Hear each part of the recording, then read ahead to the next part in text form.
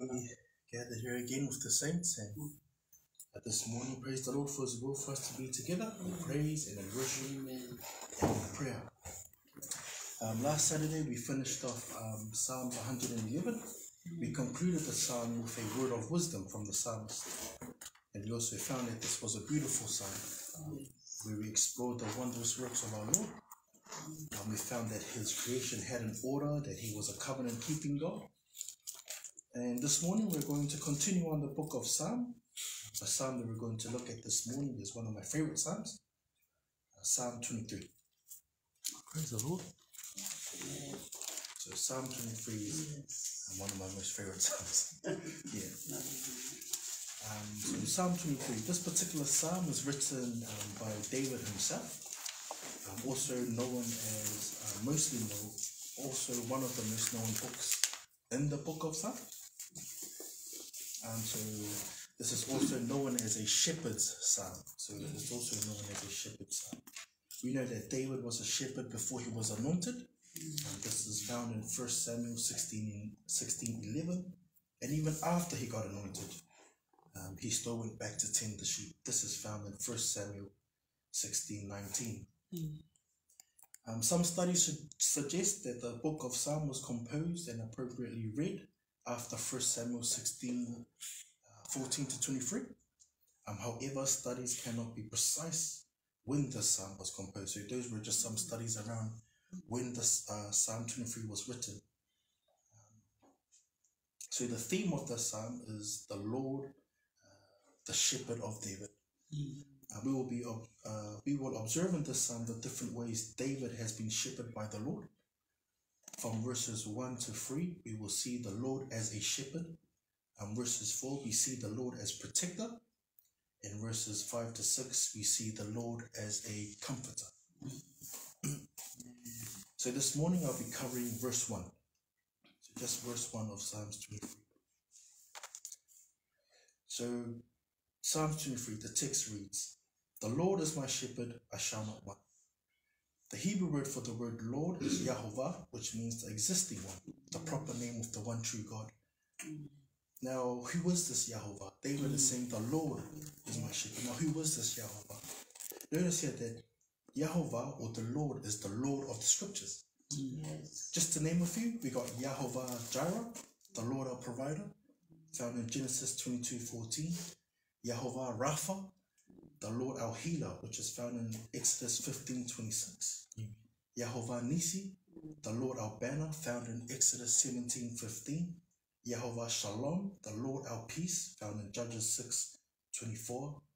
Yahovah Ra, the Lord our shepherd, found in Psalms 23 verse 1. And Yahovah Shammah, the Lord is here, which is found in Ezekiel 48:35. Why the different names that I've just mentioned of Yahovah? Well, because this is the confidence that David had in composing the psalm. This is not just Yahovah Ra, the Lord our shepherd. This is the one who David is composing about. Yahovah Shalom, Yahovah Jireh, Yahovah Rapha. So when David put together the psalm, he was thinking not just the Lord our shepherd, he was also thinking this is the Lord who provides peace. This is the Lord who provides comfort. This is the Lord who is our healer. That's why David had so much confidence in that first statement. The Lord is my shepherd. We also continue, we see that he continues on in this sentence. Notice it says, is my shepherd. This is the confidence that David had. He clearly states that the Lord Yahovah is my shepherd. Not might, not hopefully, but is my shepherd. A quote from Charles Spurgeon, he says this: "The sweetest word of the whole of that verse is that monosyllable, my." He does not say the Lord is the shepherd of the world at large and leadeth forth the multitude of his flock, but the Lord is my shepherd. If he be a shepherd to no one else, he is a shepherd to me. He cares for me. He watches me. He watches over me and preserves me. The word in the present tense. David says he is my shepherd. He makes it personal to himself. That's my shepherd. Now, as we said before, King David himself knew what a shepherd is like, as he himself was also a shepherd. He knew how to tend to the flock. He knew, in the book of 1 Samuel, we are given the indication that David was a shepherd. 1 Samuel 16:11. King David also knew how to protect his flock. This is found in 1 Samuel 17:34. There are other great men who were in their time great shepherds. We have Moses, who was tending the pasture of the flock of Jethro, found in Exodus 3, chapter 3, verse 1. We have Abel, who was a keeper of flocks, Genesis chapter 4, verse 1. Those who took on the role as a shepherd understood full well the responsibilities that came with looking after a flock of sheep. Now, why do sheep need shepherds? Well, they need protection from predators. They easily get lost. They are vulnerable to thieves, lions, and wolves. Sheep don't know where to go to find green pastures. They don't know where to find still waters. They are easily frightened and consumed with worry. Almost sounds similar to us. When we get worried about things of this world, or we get lost in the way of the world, or we get consumed with fear. Now, if we were to unpack the word shepherd, we get the Hebrew word ra'ah. That means to tend, to pasture, and to protect. Calling the Lord shepherd is the imagery that David used. It is saying it is the Lord who protects. It is the Lord who tends. It is the Lord who pastors. We see a couple of scriptures in the Bible that talk about God as a shepherd. So if you can turn with me to Psalm 78, and we'll look at verses 52 to 33. Psalm 78, 52, 53. And if I can have our brother Ollie please read that in Psalm 1, please. Psalm 78, verses 52 to 53.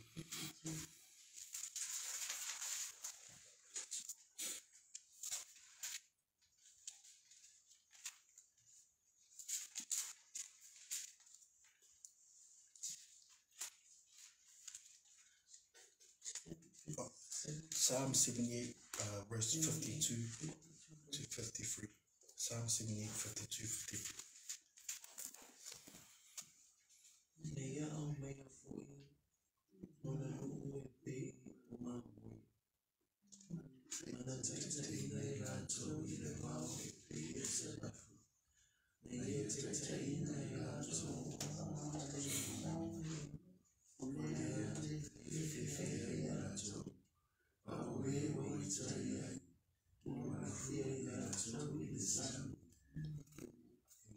So Psalms 78, 52 and 53. The context of this message here specifically focuses on the history of the Exodus, where we read here, but he led forth his own people like sheep and guided them in the wilderness like a flock, and he led them safely, so they did not fear, but the sea engulfed their enemies. The history of this context of this psalm is found in Exodus chapter 14, verse 21, where Moses led the people through the Red Sea, pretty much. And he led them there safely, as it says there. He led his people like sheep and guarded them in the wilderness like a flock. He led them safely so that they did not fear, but the sea engulfed the enemies. And that's when the sea closed in and wiped out the Egyptians who were after them. We also read in Isaiah 40, verse 11. Isaiah 40, verse 11. If I can have Brother Wai read that one, please. Isaiah 40, verse 11. Isaiah 40, 11. It reads, he will feed his flock like a shepherd. He will gather the lambs with his arm and carry them in his bosom and gently lead those who are with young.